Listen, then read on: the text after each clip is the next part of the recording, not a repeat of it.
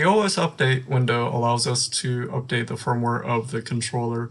First, we'll need to halt any programs and disable all the drives, and then that'll allow us to update the OS.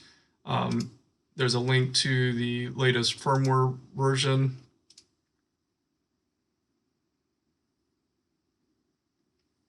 And you can see it is very fast on the download. The latest version is on the website, and you only need to do this if instructed by the factory for new features or bug fixes, or if you have multiple machines and you need them all to match for regulation or compliance reasons.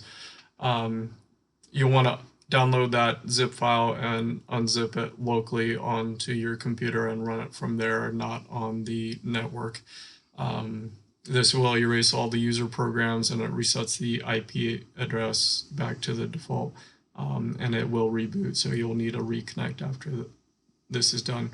And then there's also on this window, there's a return to factory settings. So if you need to just erase everything in the controller, that will also reset the IP address, but it won't touch the firmware, the OS of the controller. And all that's doing is a flash res on the controller. So, yep, that's the OS update window.